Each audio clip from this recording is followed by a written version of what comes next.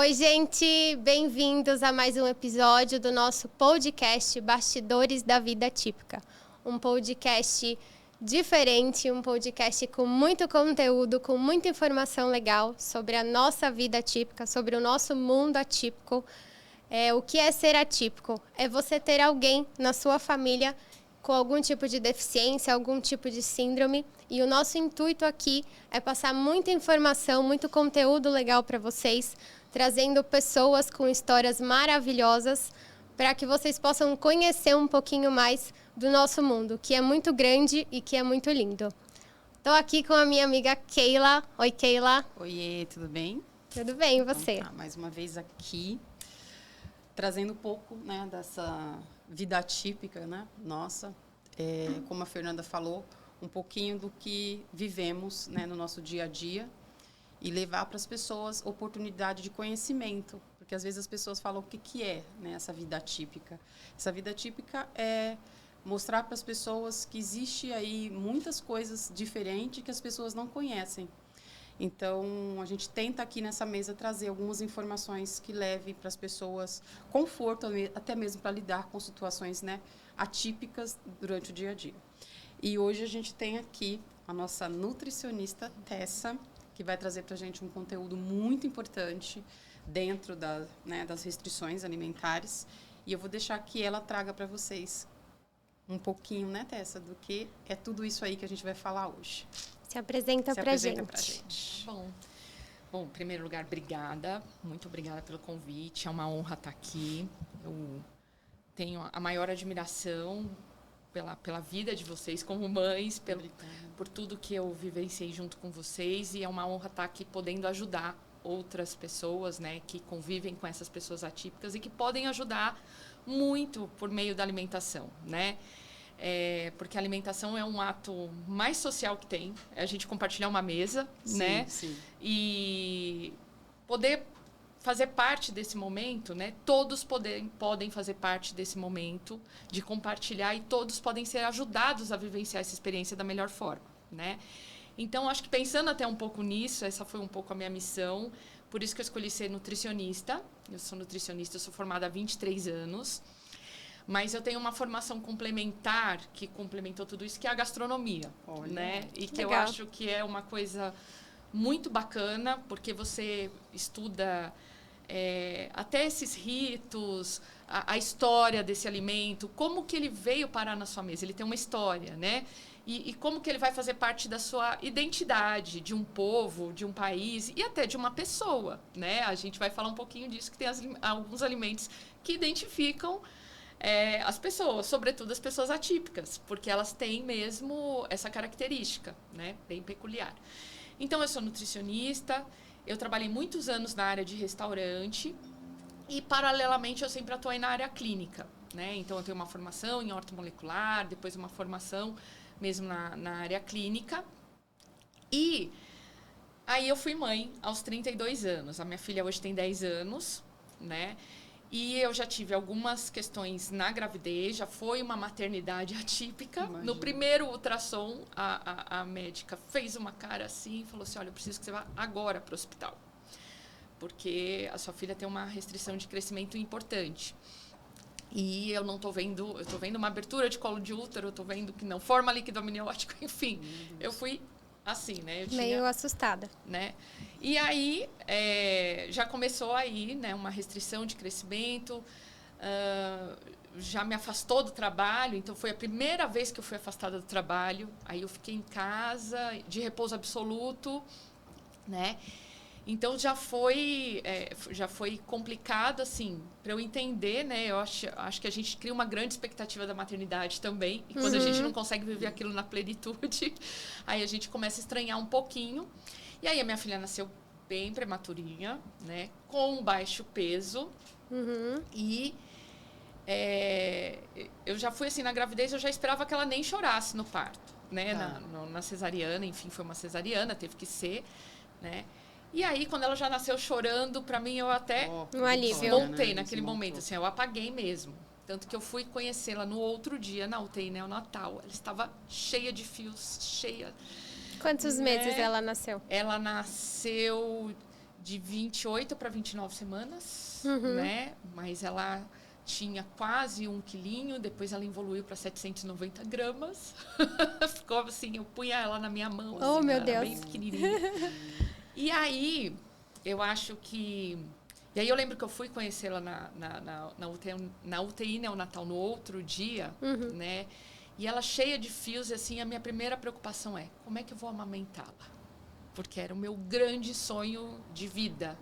E é uma vida meio profissão, né? Sim. Porque eu trabalhei bastante. Um dos cursos de extensão que eu mais fiz foi... Que eu mais gostei de fazer foi o curso de amamentação, né? De Hospital Amigo da Criança, que faz essa amamentação desde o momento do nascimento. E eu sonhava fazer aquilo pela minha filha. Que legal. E aí eu falei, como que eu vou fazer? Né? E aí a primeira coisa que eu vi que ela tinha uma sonda. Uma sonda nasogástrica para ir alimentação, até para que ela ganhasse peso. Sim. Né? E aí, com 3 dias de UTI, ela é muito minha parceira desde sempre. Ela mesma arrancou a sonda. Tirou né? a sonda. Tirou a sonda. Ela arrancou Olha só. a sonda. E aí, eu falei pro neonatologista, eu falei assim, como que eu faço para amamentar minha filha no peito? Porque nisso eu já estava no processo, né? Porque eu não sei se todo mundo sabe, também ser uma mãe de UTI já começa a maternidade atípica. Fica lá, né? Mas é uma experiência Única. única. Eu também fiquei. Né? Muito forte. com a Você Cristal, cria uma comunidade, você cria um outro entendimento da vida, eu acho. Sim. Eu lembro que eu queria até escrever um livro quando eu saí, porque de tão forte que foi essa experiência. Sim. E eu já estava ali tirando leite, né, no banco de leite. E eu sabia que o meu leite ia para ela, mas eu falei assim, como é que eu faço para amamentar? Aí ele falou assim, olha, mãe, se não tiver como, não tem problema, não tem obrigação de amamentar, né? Eu falei, não, é meu sonho amamentar minha filha, como que eu faço? Aí ele falou assim, olha, a gente pode tentar, né? E aí fez todo um trabalho, assim, com aqueles milhões de fios, né? E aí eu coloquei ela no peito, assim. Tira com todo cuidado para não sair nenhum fio. Né? E ela, é inato, né? Esse movimento. E ela foi com a boquinha, abocanhou. E ela começou a mamar. Ai, que né? legal. Ai, já vou chorar. Quando é para ser... né? Tem até foto, assim, desse momento. Mas eu também já percebi que ela era diferente ali. Porque como eu estudei muito a amamentação, a gente sabe até alguns comportamentos que o bebê tem. Ele olha pro bico do peito, ele troca o olhar, ele fita a mãe nos olhos, ele olha pro bico do peito como um alvo. E a minha filha não fez isso. Ela olhou para um lugar muito perdido. Assim, ela já não... Eu falei assim, tem alguma coisinha aqui, aí. né? Tem alguma coisinha aqui. Mas fiquei com isso, enfim. Aí, quase 1 mês de UTI neonatal, a gente teve um diagnóstico de um cisto hemorrágico cerebral, que é um quadro de paralisia cerebral, né? Hoje a gente fala paralisia cerebral com tranquilidade, mas ela tinha isso. Então, também foi Eu lembro que esse dia eu não consegui nem produzir leite, assim, foi um choque, né? Já foi o primeiro baque, assim. E aí, a neonatologista falou comigo, olha, pode ser só um achado, mas geralmente tem comprometimentos motores, né? Então, eu vivi muito, assim, ela teve todo um atraso global do desenvolvimento, todo um atraso motor, realmente. Então, ela só sentou com 11 meses, ela só foi andar com quase 2 anos. E aí, passou despercebido outras coisas, né? O atraso de fala, outras questões que são inerentes ao diagnóstico que ela tem, que é de transtorno do espectro autista, com comorbidades, né? Que é a paralisia cerebral e a deficiência intelectual. Mesmo assim, né, quando eu fui, especialmente, ter o diagnóstico do transtorno do espectro autista, ela já tinha quase 3 anos, mas eu percebi também pelo movimento dela ser uma criança que comia de tudo, comia bem, e ela começou a parar de comer. E ela era aquele bebê que comia sozinho, né? E ela também começou a parar de mamar. De mamar no peito. E ela começou a parar de atender o próprio nome. Então, mas eu percebi principalmente pelo viés da alimentação. Que ela começou um comer disfuncional. Ela começou coisas que ela gostava, ela começou a selecionar, aí ela começou a separar, ela começou a se apegar a determinados utensílios, a determinadas temperaturas, cores até. Eu percebi que ela começou amarelo. Então, eu falei assim... Que interessante. Foi Porque por a aí. Cristal come de tudo, né? Até hoje. Ela também tem o espectro autista, né? Na síndrome dela, mas até hoje... Come tudo. Tem uma dúvida que eu fiquei. Quando você foi mãe atípica, né? Você já era nutricionista? Eu já era nutricionista, tenho 23 anos de formada, né? Tá. E ela tem 10 anos. Então, eu já tinha Você bastante já tempo. tinha essa formação, mas não dentro do que você vai contar pra gente. Não, eu atuava na área clínica, mas nunca com pediatria. Tá. Nunca, trabalhava até com nutrição esportiva, eu era corredora. Enfim, eu trabalhava com isso paralelamente, né? A área de restaurante. E aí foi que, assim, iniciaram as terapias todas do transtorno do espectro autista, principalmente a fono, né? Que foi quem atentou assim, olha, pode ser, vai atrás de um diagnóstico mais preciso. Não é só um atraso por conta da prematuridade, não é só uma coisa, né? Uma questão motora. E aí me prescreveram tudo, né?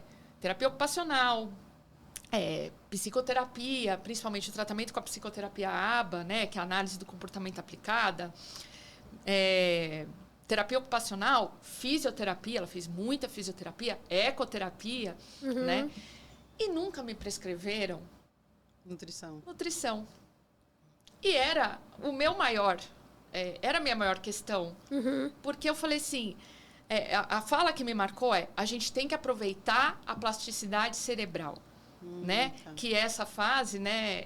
Até os 5 anos, até um pouquinho mais, né? Que fala que é a janela? Que fala aquela janela onde a gente pode aproveitar que a gente tem um desenvolvimento cerebral acontecendo, né? Antes da poda neural, que a poda neural, quando o cérebro cria de ruas, ele faz avenidas com caminhos mais fáceis para chegar numa determinada função executiva, né? Uma função de comportamento. E aproveitar isso para o maior desenvolvimento. Né? Sim. Mas eu sei que desenvolvimento cognitivo depende de uma boa nutrição. Sim. E nunca me passaram, né? Ou então, falaram assim, o que você faz? Eu sou nutricionista. Então você cuida da alimentação dela. Mas nessa época eu tinha ela comendo só 3 alimentos. 3 alimentos? 3. Quais? Nessa época era só carne, macarrão e o leite. Que interessante. Eu falei assim, mas como que eu vou ter plasticidade cerebral se eu não tenho alimentos que fazem neurônios, né?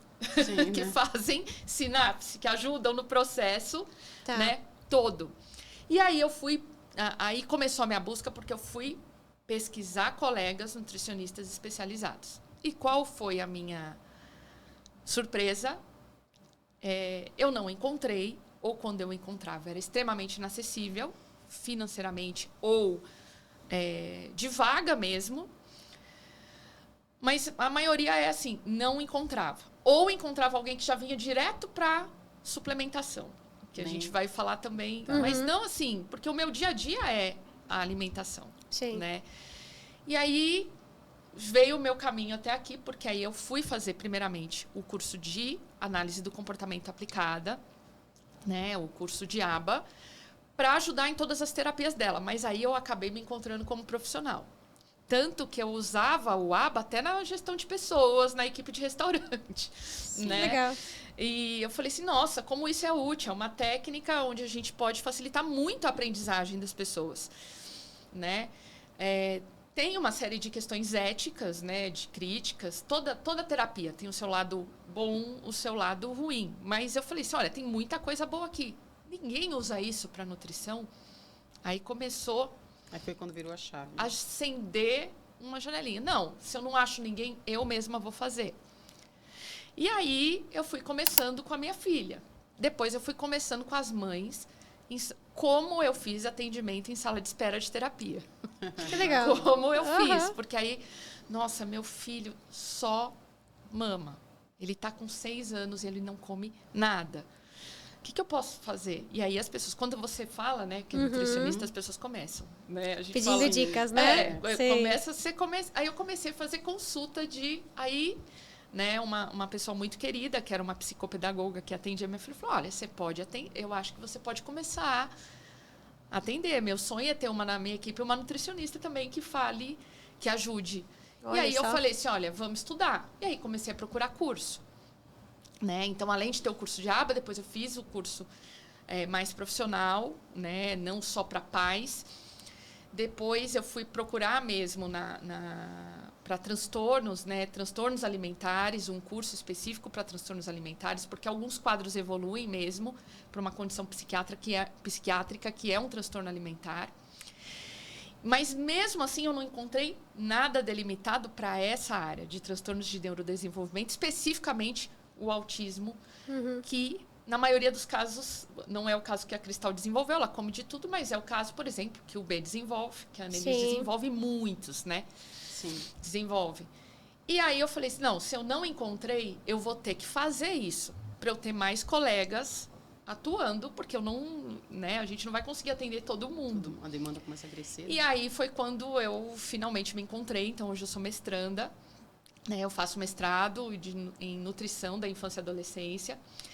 E lá no mestrado, não sou só eu, nós temos três mestrandas que estamos pesquisando só essa linha de alimentação voltado especificamente para o autismo, né? Mas acaba abrangindo os outros síndromes raras, transtornos de neurodesenvolvimento, porque é muito parecido. Que show, né? Uau! Que show. Aqui, que a gente acabou fazendo aquele roteirinho, por quê? Eu acho que a Tessa, para nós, traz muita possibilidade de tirar tantas dúvidas, né? Sim. No caso da Fê, ela não tem tanto essa preocupação com a Cristal, mas no meu caso, você me conhece, eu já tenho, né? Hoje, bem menos, não tão menos, mas ainda bastante difícil a alimentação com o meu, Bernardo. E a gente colocou aqui algumas questões que eu pedi para você trazer sobre perguntas que normalmente você ouve normalmente, né? Então, assim, a gente vai aproveitar o máximo de você aqui hoje, né? Eu sei que é muita coisa para se falar, mas a sua bagagem nos traz aí grande possibilidade de tirar bastante dúvidas, né, para as pessoas, né, Fernanda? Sim. E a primeira pergunta que você nos trouxe, que possivelmente perguntas pertinentes, essas esperas que a gente fica nas clínicas, né? Porque eu falo que o lugar que a gente mais aprende e o lugar que a gente mais vê sofrimento, o lugar que a gente vê mais alegria é dentro dessa espera da clínica, né? E foi onde você também teve a sua chavinha, né? Foi, para começar. O meu projeto social iniciou ali.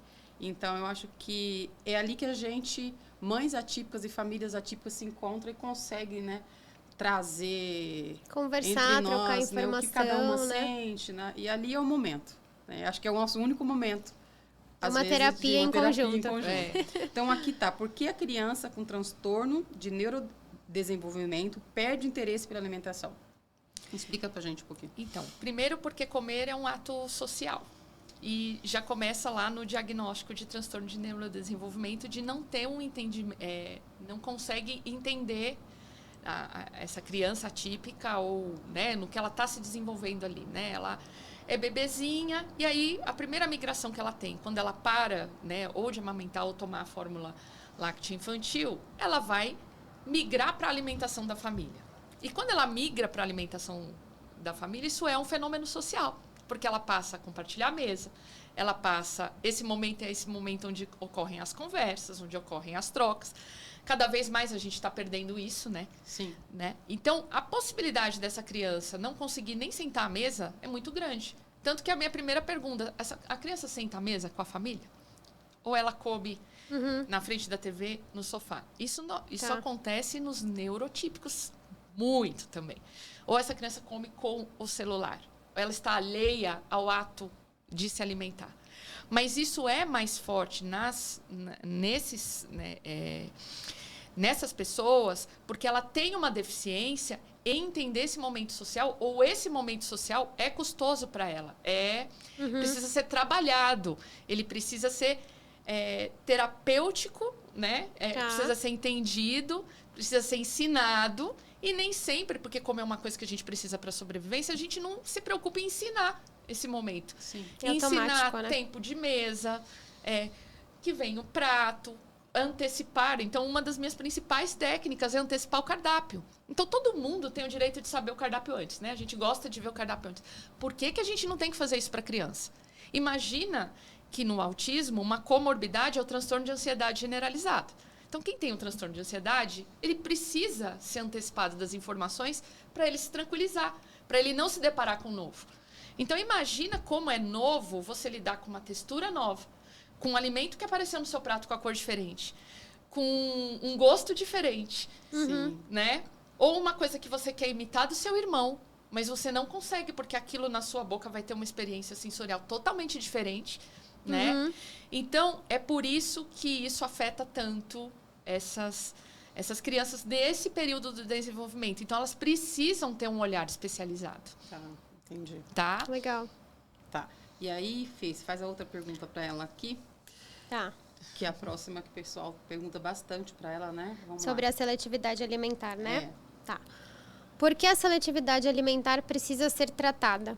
É um trabalho constante? É um trabalho, eu costumo falar que é um trabalho de formiguinha. É um trabalho que vai durar a vida toda. Eu vou falar um pouquinho até da minha experiência. Minha filha foi conseguir comer no colégio, almoçar a comida do colégio, agora com 10 anos. Porque é um trabalho feito aí de formiguinha. Diariamente, de formiguinha, em todos os processos sociais. Quando vai na casa da avó, quando vai na casa do pai, quando está na nossa casa, quando vai numa festa. Tudo é trabalhado, né? Tudo foi trabalhado para que ela possa ter esse momento hoje, com 10 anos. Então, hoje a gente tem uma criança neurotípica que vai almoçar na escola com 3 anos. Mas isso não vai acontecer com essas crianças. E precisa ter esse entendimento, principalmente por parte da escola. Então, quando a gente fala do processo, né, de inclusão escolar, alimentar-se na escola é um dos processos pedagógicos. Pedagógico é o termo que eu utilizei. É um dos processos pedagógicos. Então, faz parte a inclusão alimentar, que eu falo. E aí precisa ter inclusão culinária, que é de talvez adaptar alguma questão, a forma de apresentação, a textura. Precisa ter inclusão desse... Como que nós vamos tratar esse ambiente, quem que vai sentar perto, tudo isso. Tem uma série de coisas, né? Mas voltando à pergunta, né, a seletividade, por que ela precisa ser tratada? Então, primeiro a gente precisa entender o que é seletividade alimentar, né? Então, a seletividade alimentar, ela começa quando esse comer não se torna tão funcional. Começam a se criar algumas situações, a criança começa a evitar alguns alimentos. Isso é natural do processo de desenvolvimento humano, tá? Em várias fases da vida a gente vai evitando ou gostando mais ou tendo necessidade de comer mais. Mas nessas crianças, né, com transtorno de neurodesenvolvimento, ela vai fazer isso de uma forma mais grave. Então ela vai evitar às vezes formas inteiras de apresentação. Exemplo: só ingere alimento líquido, ou só ingere alimento num determinado padrão de textura. Geralmente tem uma preferência por crocante. Ou só exclui grupos inteiros. Então, não come nenhum verdura, legume ou fruta. Isso é bem comum. Isso é bem comum não só nos atípicos, nos típicos também, mas porque é mais grave nessas crianças. Porque isso tende a perdurar por um período maior e afeta o neurodesenvolvimento, a cognição, essa fase em que ele precisa muito desses nutrientes, né? E também a seletividade, às vezes, ela exige muitas formas de apresentação de um mesmo alimento para a criança aceitar. Entendi. Também é um comer disfuncional. É uma criança que às vezes não consegue se sentar à mesa, ou não consegue se sentar com muitas pessoas falando, com muito barulho, ou num ambiente onde a gente não percebe, mas se tem um ventilador, ela vai perceber, e ela não consegue processar sensorialmente o paladar, a audição, a visão. Muita informação. Muita informação para ela. Então, a gente fala isso, né? O caos que é levar uma criança autista num shopping, né? Existe até esse vídeo clássico que mostra quantas informações visuais. Então, você imagina num momento onde a gente está, né, quando a gente fala de distúrbio da integração sensorial, a gente está falando dos 5 sentidos. Um deles é o paladar, a gente aprende. E a gente tem que integrá-lo com visão, com audição, com tudo. E essa criança não vai conseguir fazer isso. Então, o que ela começa a fazer? Até quando a criança começa a empilhar alimentos, minha filha fazia isso.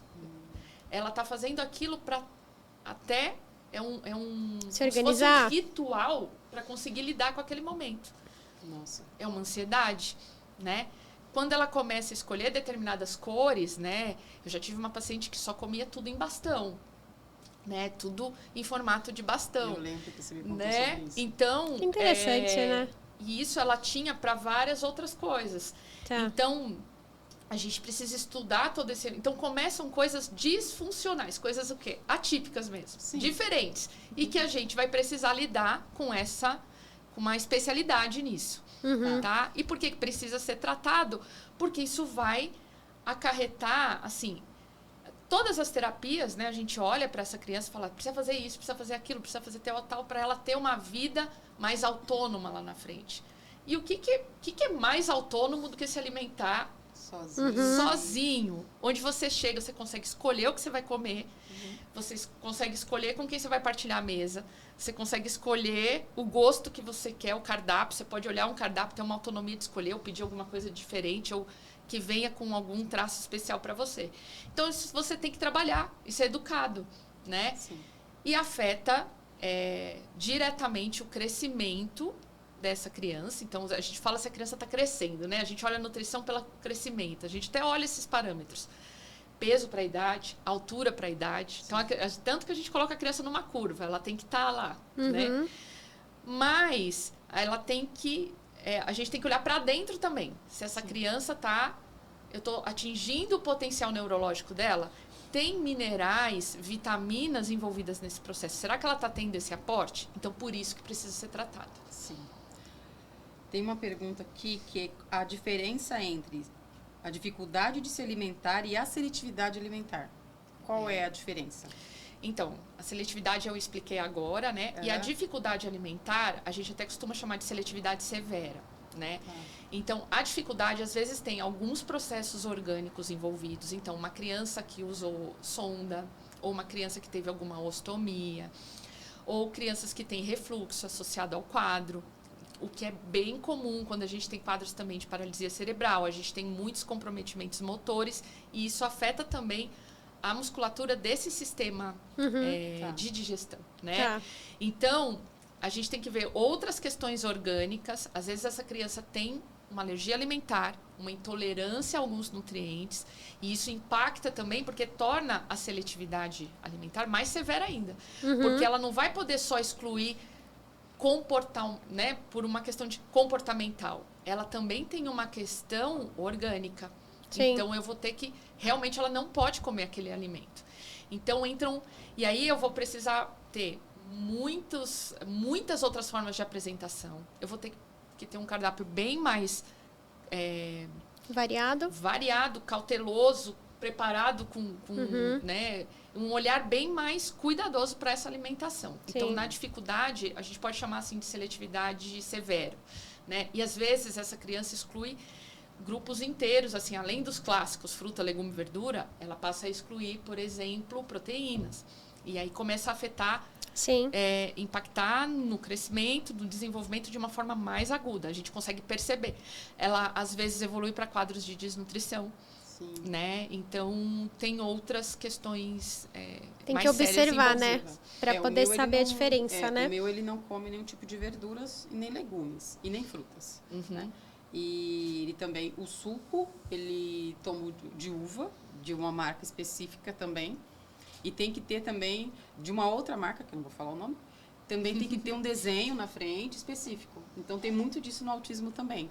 Eu não sei se está aqui uma pergunta dentro disso, mas assim, como funciona o autista em si? Ele marca muito essa parte de comida industrializada? Ele gosta muito disso? Tem essa pergunta. Tem essa pergunta? Tem essa pergunta, mas a gente já entra nela, depois a gente volta. Entra nela, porque assim, é uma coisa que eu vivo, tá? Então, assim, Sim. ele ama tudo que é industrializado. E quando muda a embalagem, quando muda... ele tem uma rigidez para experimentar o que está lá dentro. Porque, assim, mudou... Será que mudou também o sabor? Então, me fala, assim, traz pra gente um pouquinho disso, dessa informação. Pra gente entender, né? Não, e isso tem a ver até com a análise do comportamento aplicada, com o ABA. Acho que a gente consegue até explicar por esse viés, assim. No ABA, a gente usa muito reforçar um comportamento desejado, né? E aí a gente premia esse comportamento, né? Até a minha maior crítica ao ABA é quando a gente usa como reforçador, chamado reforçador primário, que é usar o próprio alimento como reforçador, né? Então, a criança emite um comportamento, ela ganha uma balinha. E aí, quantas vezes eu chego para atender um paciente e ele já está com aquele reforçador alimentar em todas as terapias. Então, imagina o impacto disso, né? Enfim, eu pego, geralmente, essas crianças já evoluem para um quadro também de sobrepeso e obesidade infantil, que tem sérios impactos na vida adulta, né? Mas isso a gente até pode falar disso um pouquinho mais para frente. Mas, enfim. Então, tudo que o alimento em si, ele é um reforçador. Vamos começar por aí. Tá. Todo mundo tem uma predileção por sabores doces. A gente percebe mais o sabor doce, então toda criança vai gostar mais de doce. E os alimentos ultraprocessados, né? Eles são alimentos que têm um teor bem maior de gordura, por isso que eles ficam mais crocantes, sódio, açúcar, tá? E geralmente eles têm realçador de sabor. E esses realçadores de sabor são à base de sódio também. O que acontece com uma criança autista ou com transtorno de neurodesenvolvimento? Para ela, ela já tem uma dificuldade alimentar, né? Quando chega um alimento que tem ela já tem uma dificuldade de processar, de integração sensorial. Quando chega um alimento na boca que é super palatável, porque ele tem bastante realçador de sabor, bastante gordura, ou bastante açúcar, ou bastante sódio, né? Que ele percebe que aquilo explode mais sabor na boca dele, a tendência é ele fazer caminho mais curto.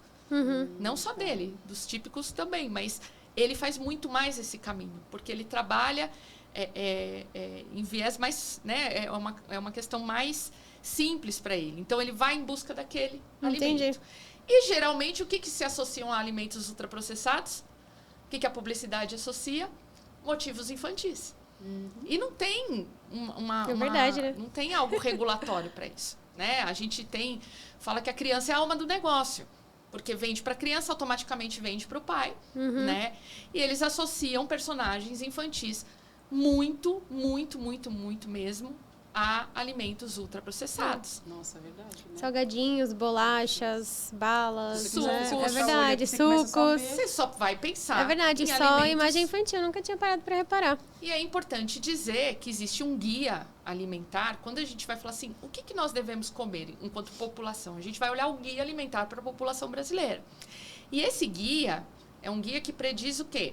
Que a gente deve evitar os alimentos ultraprocessados. Eles não devem ser a base da nossa alimentação. E a gente deve o quê? Preferir alimentos minimamente processados ou in natura. Ou seja, a gente precisa preparar os alimentos. Mas hoje todo mundo quer pegar pronto. Né? Então, é a mais gente fácil, fala, né? descasca mais e desembala menos. Sim, né? Mas sim. a gente só desembala. Só desembala. E vamos pensar em tudo que a gente desembala. Eles são crocantes. A gente já falou aqui que a criança com TEA tem uma predileção por esses alimentos. Ele também faz um croque-croque. Isso gera uma sensação boa para eles. Para eles. É um estímulo sensorial. Tá. Então, igual a criança com TEA faz ou se balança, ela também quer sentir o crocante. Que interessante. Pegar até um gancho disso, a Cristal é o oposto. Por exemplo, eu dou salgadinho para ela até morde 1, 2 vezes, mas aquela crocância incomoda ela. Agora, dá um macarrãozinho, que é molinho, dá um purê de batata, dá uma comida que foi feita ali. Come assim, que às vezes até repete, por conta talvez do tipo de textura que tem a comida. Assim, ela não é o tipo de criança que come salgadinho, que gosta muito de bolacha, chocolate não gosta muito. Ela gosta da comidinha caseira. Feita, que engraçado, né? Muda bastante. Muda, mas o que acontece com a Cristal... E é uma coisa sensorial, talvez, também. Sensorial, mas ainda bem que ela teve uma predileção, né, para texturas moles, que é muito do quê? Do que nós vamos cozinhar, dos alimentos minimamente processados, in natura. Que bom, mas infelizmente, Fernanda, não é a maioria. Não é a maioria. E hoje a gente trata muito mais obesidade e sobrepeso associados a esses quadros, Tá. né? ou até o que a gente chama assim a gente chamava antes de fome oculta, isso abrange também a população mais carente, né? A gente sabe que são crianças que estão dentro do peso, mas que estão desnutridas porque faltam nutrientes importantes, né? E esses alimentos, assim, eles infundem, porque essa criança ela não vai estar só exposta a esse motivo infantil, a esse personagem infantil associado, e que é um reforçador para ela, vamos lembrar do ABA. Então eu quero esse porque tem meu personagem associado. Então, lembra que eles criam padrões para cores? Imagina para personagens infantis. O Bernardo fala assim, filho, você quer alguma coisa? Sim. Eu vou falar a marca, mas ele fala assim, eu quero o suco do caranguejinho. Eles colocam um caranguejo em miniatura no suco.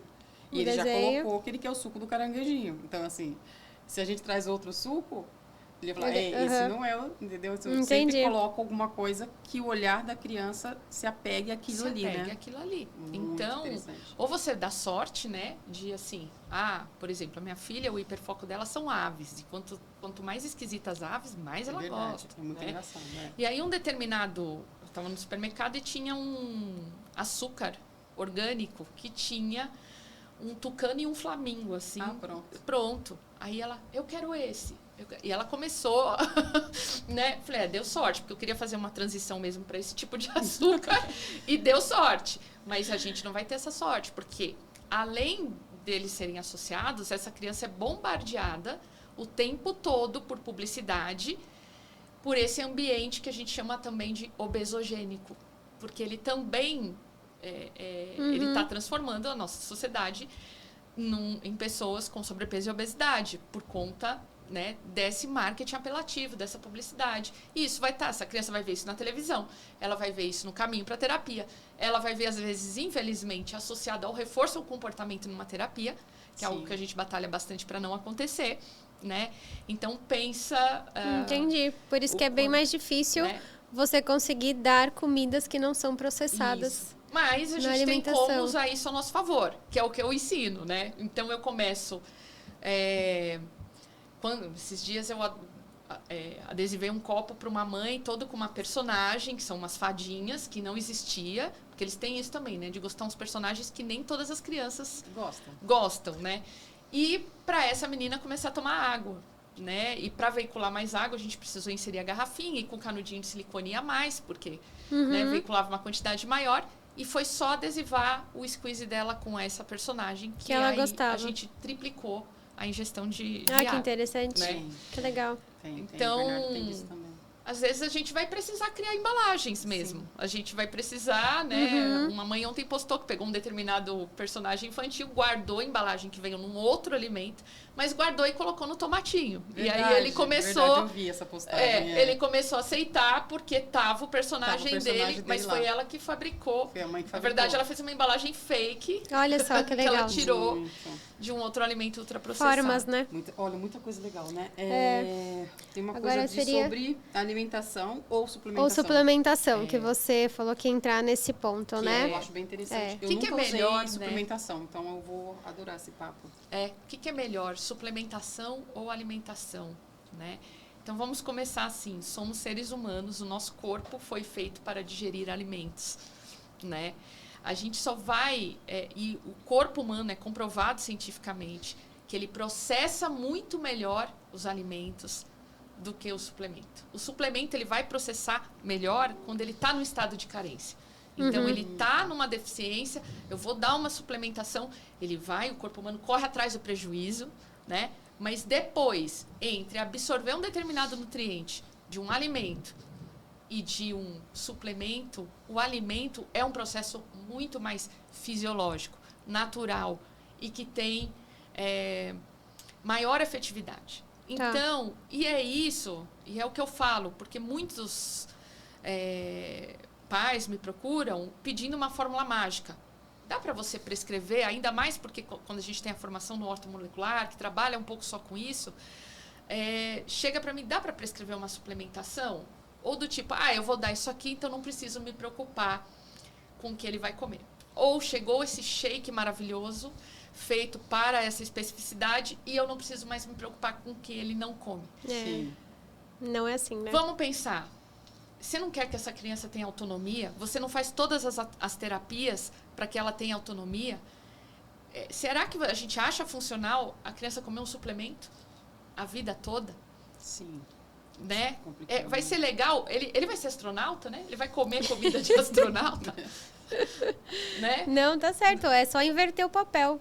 Você ia se sustentar só com suplementação? Só com suplemento? O suplemento, ele é para um momento, porque tem momentos onde eles são super bem indicados. Sim. Principalmente quando essa criança, por exemplo, chega num estágio, principalmente de dificuldade alimentar, que é a seletividade alimentar severa, está iniciando as terapias e eu vejo que ainda vai ter aquele trabalho de formiguinha, até para eu chegar lá na frente, onde ela está com um cardápio um pouquinho mais diverso, às vezes eu preciso entrar com a complementação, sim. Que é uma suplementação que a gente entra principalmente pela fórmula, porque essa criança às vezes chega só tomando leite. Então, a gente chega primeiro pela fórmula, pelo composto alimentar que a gente consegue adicionar no leite.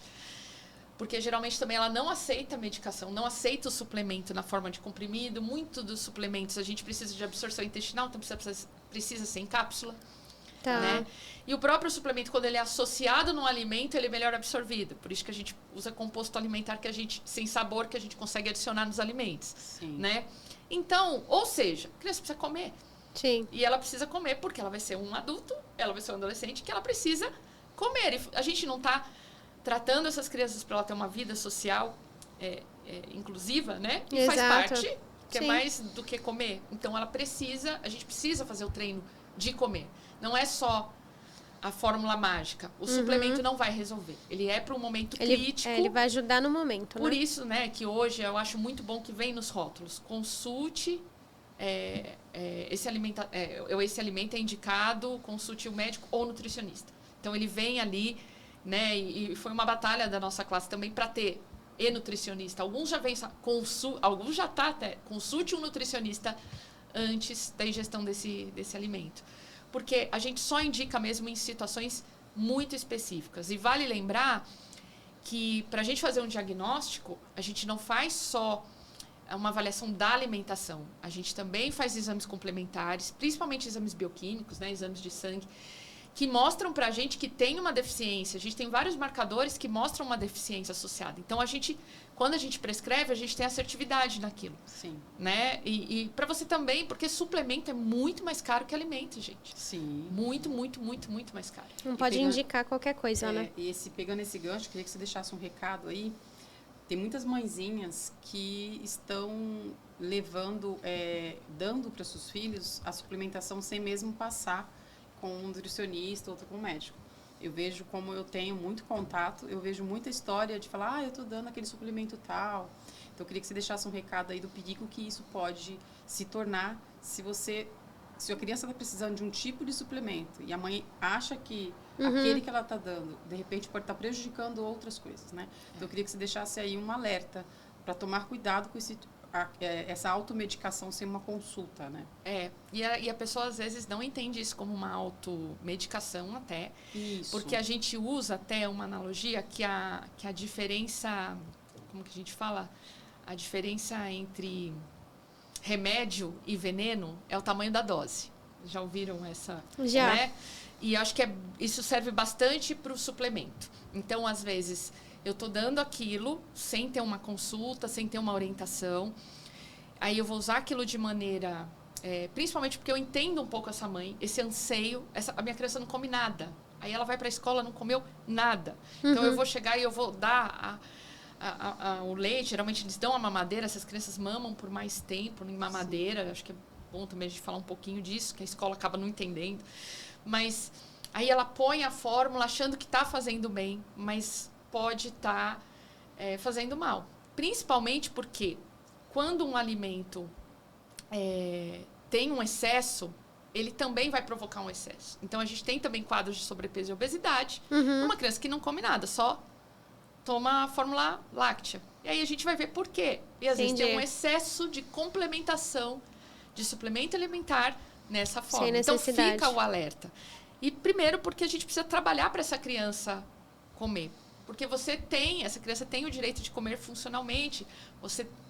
Vai ser prazeroso para você ter um momento de compartilhar uma ceia, ir num restaurante. Tudo isso faz parte do momento, né? Lazer. Então, vamos trabalhar para isso. Além dela comer funcionalmente em casa. Eu tenho uma pergunta de mãe agora, minha mesmo. Você falou da mamadeira, né? Sim. Eu tenho uma mamadeira lá em casa que ela é desde os 4 anos, né? É a mesma cor, é a mesma mamadeira. Hoje ele vai fazer 7 ainda, né? Ele tá com 6 e ele toma a mesma mamadeira azul desde os 4 anos. Nunca mudou a mamadeira. A gente já cortou o bico dela várias vezes. Eu ia perguntar isso. Conseguiu trocar o bico ou não? O bico não, tá? Ele vai pra Cândida, fica lá até ele clarear. E como ele foi quebrando, porque vai ficando com um plástico enrijecido, é de uma marca muito boa. Então ela tem essa marca não vende mais essa mamadeira. Então ela tem o bico ele é bem molinho, então ele dá para ir cortando. Já estou chegando no limite do corte, né? Daquilo ali não vai mais. Chega um momento que assim, qual é o momento? Eu acho que não existe um momento da gente tirar essa mamadeira. Eu já postei algumas vezes da alegria dele pegar o copo e tomar. Mas assim, ele sempre fala, cadê a minha mamadeira, né? De manhã e à noite principalmente.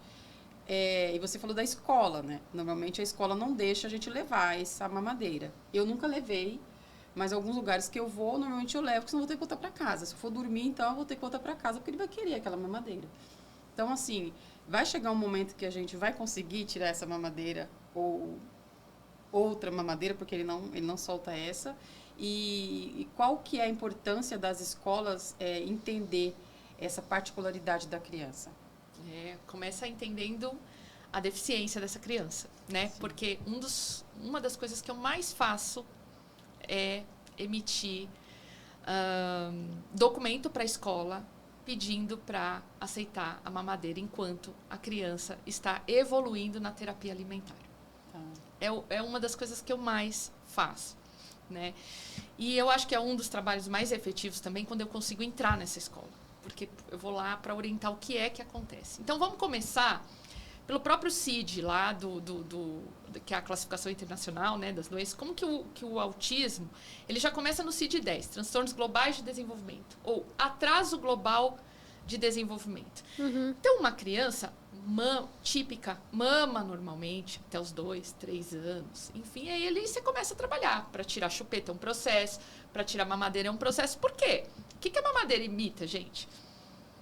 O peito. O meu mamou até 4 anos. Né? No peito. Então, a mamadeira surgiu para substituir o peito, que é o quê? A mãe. É o apego. A gente não é um indivíduo, né? As psicólogas falam melhor disso, mas a gente não é um indivíduo solo. A gente ainda quando criança, a gente está ali. Tanto que esse processo sofrido, dolorido para a mãe, para a criança ir para a escola, né? E aí, o que ela quer ter? Um objeto de apego, né? E a criança com TEA, eles têm objetos de apego. Eles têm brinquedos que eles carregam em todos os lugares, né? Que é um mesmo brinquedo, que a gente não consegue nem lavar. Eu tenho que lavar um determinado bicho de pelúcia de madrugada, quando essa criança está dormindo. Né? Então, a mamadeira, eles têm isso. Então, vamos entender que ele tem um atraso global do desenvolvimento. Então, ele vai precisar de mamadeira por mais tempo. Tá? A gente sabe que isso tem impactos, sim, fonoaudiológicos, odontológicos, meus colegas dentistas, eu entendo também a parte de vocês, tem um impacto todo na arcada, mas a gente tem que equilibrar um todo. Tem um neurodesenvolvimento que ele está atrasado. Então, essa criança tem a cabecinha ainda da criança que mama. E ela tem um apego maior. E, às vezes, isso vai me facilitar ela entender o ambiente alimentar da escola. Então, eu, por exemplo, teve um paciente meu que a gente pediu que ele mamasse na mesinha de refeição, mas que ele pudesse levar a mamadeira. E aí ele começou a se alimentar, né? Que ele via que nenhuma criança mamava e ele... E assim, é complicado, porque é feito todo um outro trabalho para as outras crianças deixarem a mamadeira. A gente entende isso. Essa criança, ela tem prioridade, mas ela não vai poder ter privilégios nesse ambiente. Então, a gente... até a escola falou, como é que eu posso dosar isso? Então, por isso que é tão importante a nossa visita na escola. Então, ela falou assim, vamos sentar junto com esse menino, crianças que já não têm um apego tão grande, então não vai ser um problema ver a mamadeira. Então, a gente fez esse acordo. E aí, ele transitou bem, porque depois a gente fez uma transição. Eu gosto de fazer a transição primeiro para o canudo, né? Então, existem uns canudinhos, que são canudos de alumínio, de inox, que a gente pode lavar e reutilizar, né? Tá. Para não ir gerando resíduo plástico. E esses canudinhos até são melhores porque eles têm uma ponteirinha de silicone, né? E aí, a gente até começa com um calibre maior, porque veicula uma quantidade maior de alimento, né? Então, para essa criança seletiva, que tem um volume de ingestão menor, pouquinho, a gente vai aproveitar esse momento dos alimentos líquidos para a gente fazer um aporte maior. Então, por isso que a gente usa um calibre maior. E aí, a gente começa a transição por aí, né? E isso a gente também estuda no ABA, né? O ABA tem uma técnica que é o DTT, que é treino por tentativa discreta, que a gente começa quando a gente pega uma demanda e parte em vários pedacinhos pequenininhos, né? Então, a gente não vai direto da mamadeira para o copo. Muitas crianças vão, mas as atípicas não vão fazer esse passo, é difícil para eles. Então, a gente vai fazer da mamadeira para o copo com canudo. Eu gosto mais, mas às vezes existe o copinho de transição, que nada mais é do que o copo com bico, que é um canudo. Aí depois a gente chega, pode ser possível também isso. Depois a gente vem para o prato. Esse prato primeiro a gente trabalha com colher. Então, por exemplo, a minha filha tem 10 anos e ela tem um motor grosso e um motor fino com algum comprometimento. Então, para ela é mais difícil comer com garfo. Então, ainda vai colher para o momento do almoço, mas a gente treina, faz o treino de garfo em outras coisas mais fáceis, onde ela consegue entender, espetar. Então, primeiro, ela vai pegar o garfo e juntar a comida? Não, primeiro ela precisa aprender a espetar. Então, isso é do ABA. A gente começa partindo da demanda por coisas mais simples.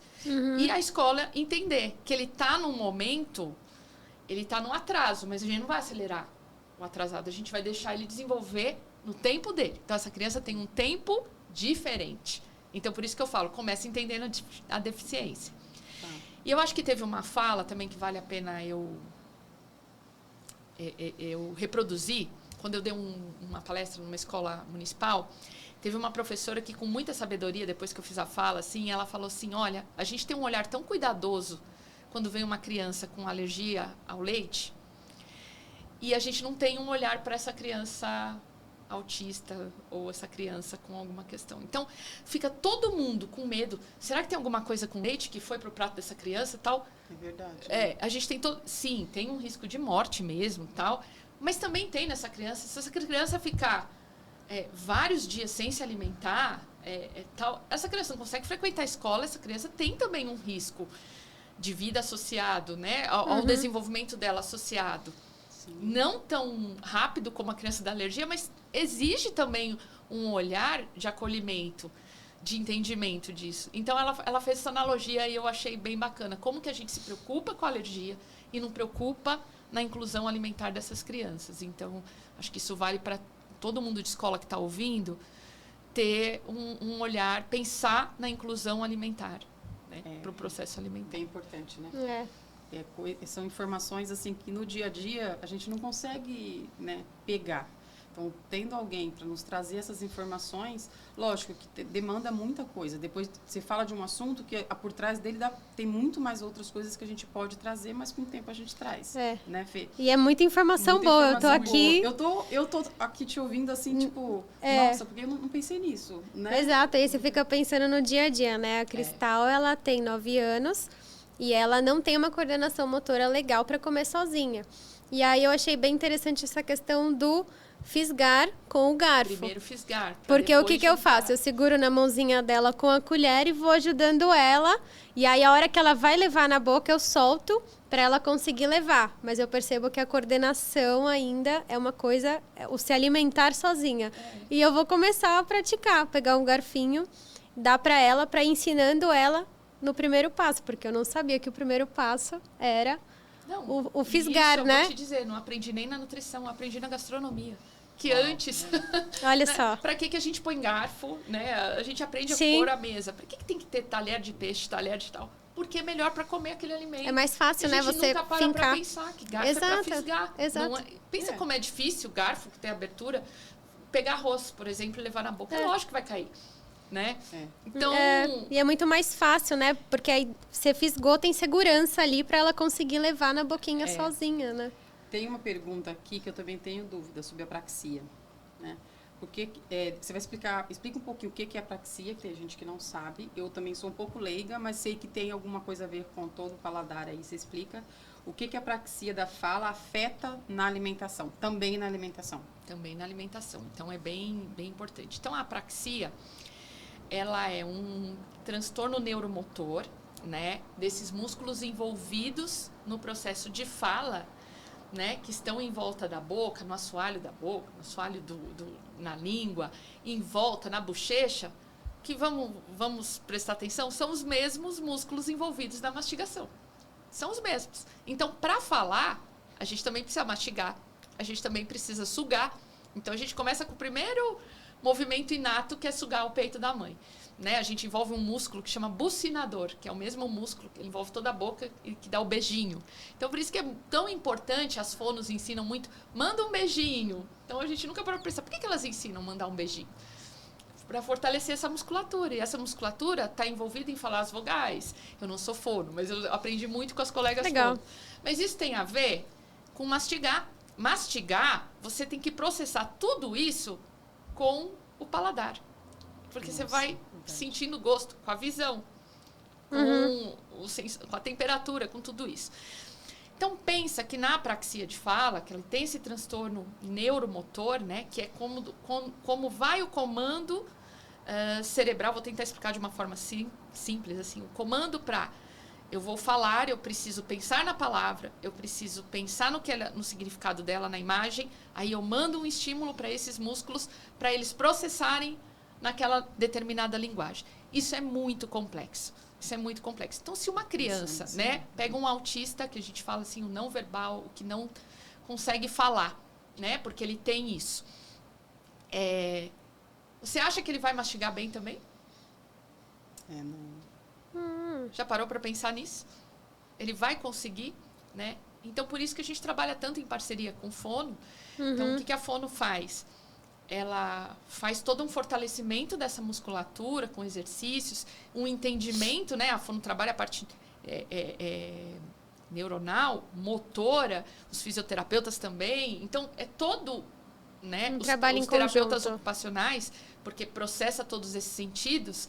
E aí a gente entra entendendo que essa criança vai ter uma dificuldade para mastigar.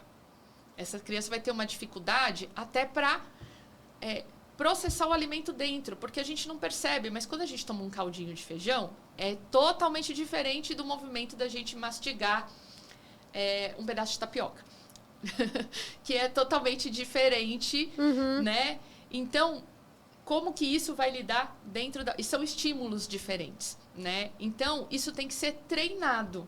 Isso tem que ser... Então, tem que ser treinado para a criança, né? Junto com a fono, no processo ali, mas ela tem que começar de pouquinho. Então, a gente vai começar com esse alimento, às vezes, principalmente as proteínas, né? As carnes, a gente começa com aquilo desfiado, e a gente começa na pontinha, aí essa criança tem que aprender a chupar primeiro, né? Você vê que o bebezinho chupa a carninha, né? E depois ele vai pegando os pedacinhos para depois ele morder, né? Então, uma das coisas que eu faço muito com meus pacientes é treino de espetinho, para ele começar a aceitar carne, porque aí ele tem que entender esse sumo que sai primeiro, para depois ele entender só chupar, para depois morder, puxar. Mas ele não vai conseguir comer um espetinho de carne. O espetinho é só para dar um treino sensorial. Aí eu ainda preciso dar essa carne, às vezes carne moída. Às vezes carne desfiada. Então, aí significa que eu tenho que fazer carne moída o resto da vida? Não. Eu vou evoluindo, mas eu vou treinando, tá? E uma coisa que a gente, quando falou da mamadeira, esqueceu de falar, mas acho que vale a pena, eu uso bastante a técnica do pratinho ainda com divisória, né? E com ele relativamente fundinho, porque ajuda essa criança a colocar o alimento dentro do utensílio, né? Então, eles têm essa dificuldade. E aquele pratinho fundinho, né? A gente põe prato fundo para a criança, mas o prato com divisória, primeiro que o autista gosta de entender. Separado. Então, a minha filha usou um termo, que eu falei que eu vou escrever um livro com esse nome, que ela falou assim, a minha comida está irritada. E eu falei, como ela definiu bem. E eu já vi vários outros pacientes usarem o mesmo termo. Eu falei, tem que usar esse termo, né? Comida irritada. Aí eu falei, o que é a comida irritada? Ela falou, esse sujou esse. Né? Tá. E aí, para ela, aquilo gera um transtorno, né? Então, eu falei, então vamos começar a dividir de novo. E aí eu vi que aquilo começou a funcionar para vários pacientes. Significa que ele vai comer pratinho com divisória sempre? Não. Mas ajuda no processo em que ele está num atraso, para ele aprender até ele chegar lá na frente? Ajuda muito.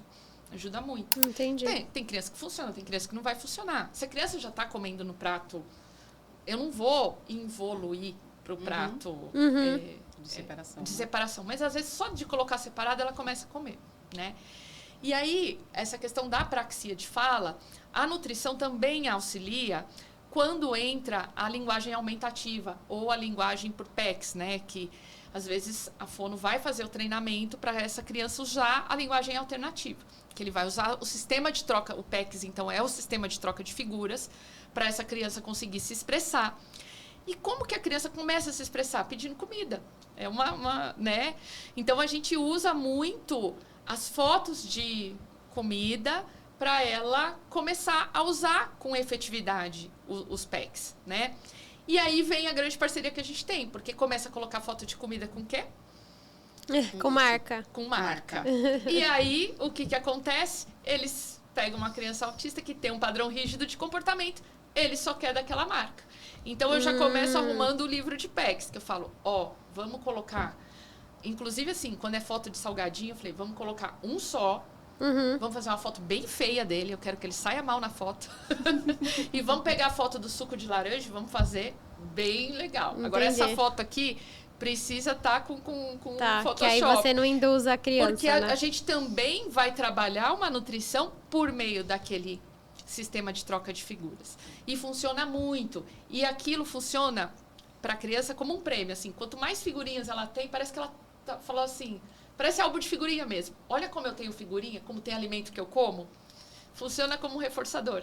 Então, a gente começa, né? Foi o caso da minha filha, não comia tomate. Aí eu coloquei na pastinha dela o tomate. Aí eu falei, você ainda não pôs. Tal. Então, a gente foi trabalhando. Aí, ela começou. Ainda é uma dificuldade séria o tomate. Mas já vai mais no molho de tomate, né? Mas o tomate, né? O tomatinho de salada, cru, cerejinho, enfim, ainda para ela é uma questão complicada, sensorialmente. Mas eu lembro que gerou um estímulo. Então, lógico, depende do desenvolvimento cognitivo, que a gente vai trabalhando isso, mas funciona bem a gente usar o sistema de troca de figuras em parceria com um conteúdo nutricional. Entendi. Adequado. Lá em casa, o Bernardo, se ele vê qualquer alimento que é bolinha, ele já tem ânsia de vômito. Uva, tomatinho cereja. Ele até chega perto, mas ele não consegue pegar ou ele não consegue colocar, tipo, encostar naquilo. Tipo, banana, ele ama o cheiro da banana, mas ele não chega... Ele já chegou até a colocar na boca, mas ele já cospe. Então, assim, tem muitas dessas coisas, né? Ele não suporta uva, né? Mastigação. Mastigar perto do Bernardo se morder uma maçã perto dele, mastigar perto dele, ele já... Chega a fazer ânsia uma coisa mesmo, que você falou, né? lá na frente é essa parte de comer perto das pessoas. Todo mundo sentou para almoçar, ele vai lá para fora. Né? Porque ele não gosta muito do barulho da comida, né? E aí, Fê, vamos falar... Tem uma pergunta aqui que não sei se você já ouviu falar, mas a gente, né, com filho diagnosticado um tempo mais com autismo, fala muito sobre o glúten. Já ouviu falar, Fê? Sim. E até, infelizmente, vai ser a nossa última pergunta, porque o conteúdo está muito bom, mas o tempo está acabando. Mas, assim, eu acho que é muito interessante depois, se você quiser, a gente fazer uma live no YouTube.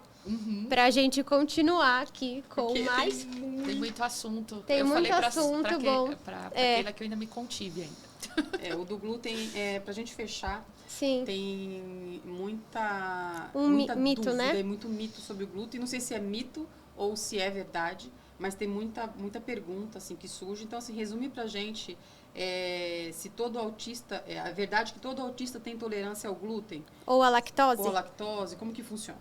Pra gente terminar. Então, vamos lá. Primeiro que isso é assunto, inclusive, acadêmico, né? A gente levou para o mestrado, muitas pessoas estudam isso. Hoje não existe um consenso científico. Tem muitos estudos, né, que mostram uma efetividade da retirada de glúten e melhora de comportamento no autismo. Retirada da proteína do leite, né? Ou da lactose, que é o açúcar do leite, mas aí, no caso, retirado uma dieta sem caseína, né? Sem a proteína do leite. E melhoras comportamentais no autismo. Tem vários estudos e tem muita gente que já traz isso como um protocolo. Isso ainda hoje na comunidade científica não é um protocolo, tá? E isso tem como a gente aferir por meio de exames. Tá. Tem como a gente, em parceria, né, com o pediatra, com o herbiatra que acompanha essa criança e esse adolescente. Por que eu falei criança e adolescente?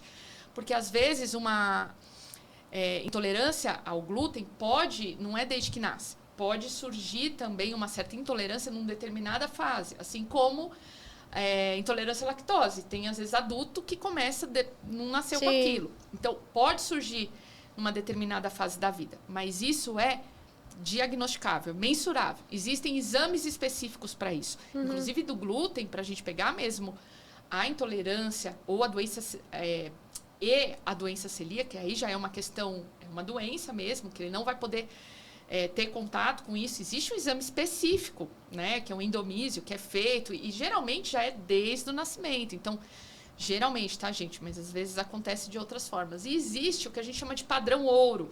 Padrão ouro tem um diagnóstico preciso, que é feito até uma histologia, que é um estudo das células do intestino, para ver se realmente tem uma intolerância, um impacto ali epitelial, que a gente fala, chega a nível celular, a gente consegue ver isso, tá?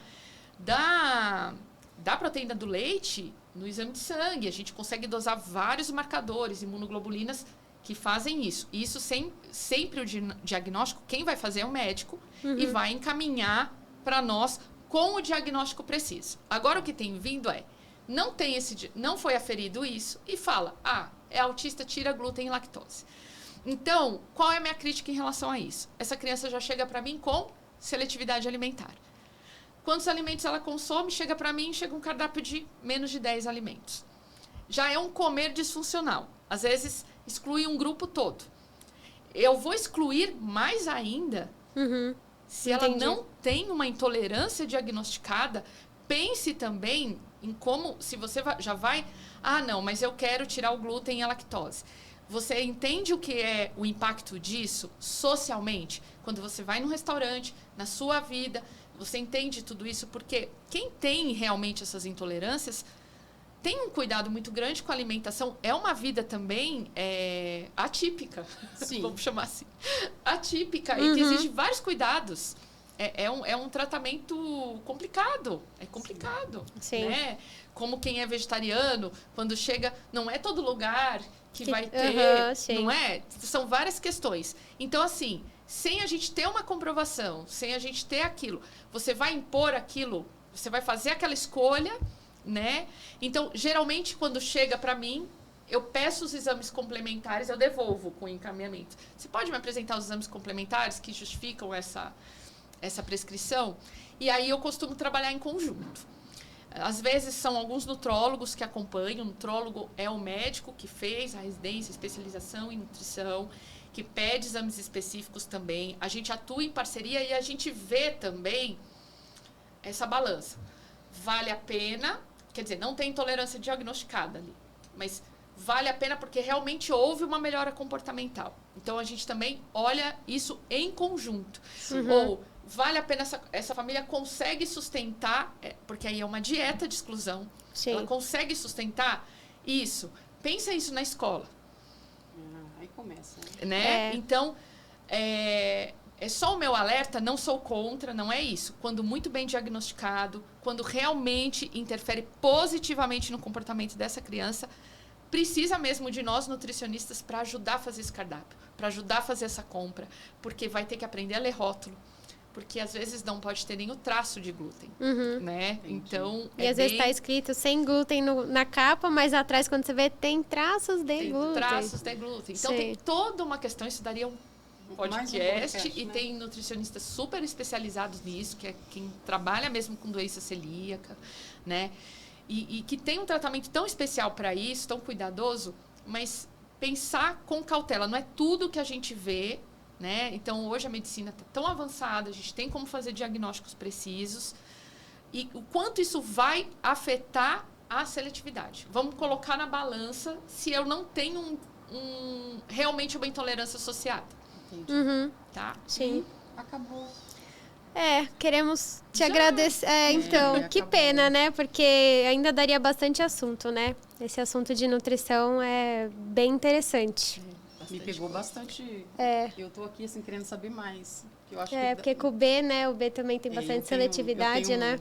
um serzinho lá em casa que tem uma seletividade bem severa. Mas, muito obrigada. Eu tenho certeza que vai levantar bastante...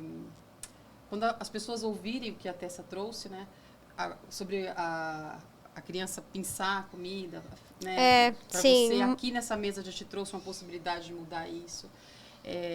Na parte de separar a comida para o meu, foi bem importante, né? Foi. Até mesmo quando a gente colocou o reforço do Bernardo, que era o chocolate, né? Foi uma das primeiras vezes que o Bernardo comeu, foi que a Tessa falou, Keila, não coloca o chocolate em si, né? Coloca o desenho do chocolate só da barra, né? Sem nenhum tipo de...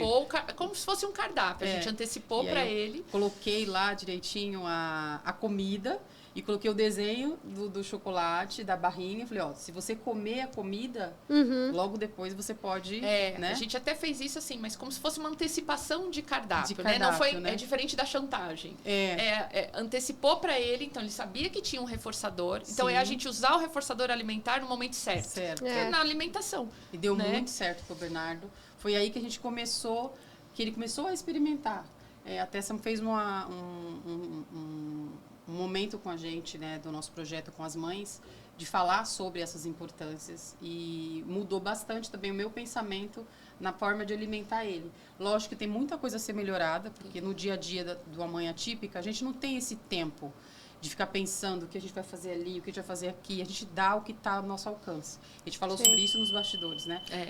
Eu ouvi uma fala de uma mãe que ela está com obesidade, e ela falou assim, eu hoje sou obesa porque eu virei uma só. Eu e minha filha somos uma só. Então, tudo que eu dou para ela, eu dou para mim. Então, nem tudo que é bom para ela é bom para mim. Mas como hoje a gente se conecta, como hoje a mãe atípica, querendo ou não, ela se torna uma, porque você vive com essa criança, você dorme e acorda com essa criança, você come com essa criança, né? Então, você acaba tornando um. Então, isso tudo. Se o Bernardo bebeu água, eu vou lá e encho o copo de água e tomo junto. Né? Então, se a Cristal parou para comer, você vai lá e come com a Cristal. Então, a gente se torna um. Então, a gente tem que tomar muito cuidado na parte alimentar também. Muito obrigada. Muito obrigada, Tessa. Uau, quanta informação legal. Fica o convite para a gente gravar um outro episódio, se você quiser, para a gente conversar um pouquinho mais, né? Porque tem muita pergunta legal e tem muito assunto. Eu acho que a nutrição é muito importante na vida, né, das famílias atípicas. Às vezes é falta de informação, né, dos próprios pais, de um ato de desespero, minha filha não come nada, então vou dar para ela o que eu consigo. E só o fato de passar com uma nutricionista, conversar, né, uma pessoa específica, né, no assunto, para conseguir abrir mais esse leque, né, para que as crianças, para que esses problemas não aconteçam, essa questão de obesidade, essa seletividade, esse mito sobre o glúten, sobre a lactose, né? Então, muito obrigada por toda a informação que você passou pra gente. Eu agradeço demais a oportunidade, assim, de poder, né, aliar esse propósito de vida, né, que foi toda a experiência com a minha filha, de eu poder contribuir com as mães, principalmente quem não tem acesso, né, poder receber essas informações, mesmo que sejam pouquinhas, né, e não ter um tratamento específico, mas a possibilidade que a gente tem aqui num podcast como esse, disso alcançar mais pessoas, eu acho que é o nosso propósito na vida. Então, sim, é o nosso objetivo, eu né? que agradeço. E, gente, deixo aqui já fazendo propaganda. Vocês estão precisando de uma nutricionista especialista. Deixo aqui o contato da Tessa. A gente vai deixar na descrição do vídeo o Instagram dela. Então, vocês estão precisando, chamem ela, né? Porque aqui a gente tá passando informação, tá ajudando umas às outras, né? Como a gente pode. O projeto que a Keila comentou é o projeto Dino, que a Tessa faz parte, né? Voluntariamente, com as mães. E agora vou fazer os agradecimentos. Agradecer ao estúdio XPXT por ter cedido esse espaço pra gente, por dar todo o apoio aqui pra gente. Quero agradecer ao meu sócio, Carlos Fortuoso, que também ajuda a gente aqui a manter esse sonho de pé. E sigam a gente no YouTube, sigam a gente no Instagram, no TikTok, ativem o sininho, as notificações, comentem para poder ajudar a gente, compartilhem os nossos vídeos com as pessoas para que a gente possa cada vez ir mais longe, cada vez atingir mais pessoas, porque nosso conteúdo é muito bom, é só informação boa. Se a gente pudesse, a gente ficava aqui gravando 2, 3 horas para vocês cada episódio, porque a gente só quer trazer pessoas que têm um conteúdo muito legal, passam pela experiência, né, de ter uma vida atípica. A gente sabe que não é fácil, mas é o olhar que a gente pode ter, né, para a situação. A Tessa resolveu pegar essa situação, né, e se especializar nisso para poder ajudar a filha dela. Então, é isso, gente. Muito obrigada e até a próxima. Até a próxima. Obrigada, Tessa. Obrigada Obrigada eu. pela parceria. Beijo. Tchau, gente. Até mais.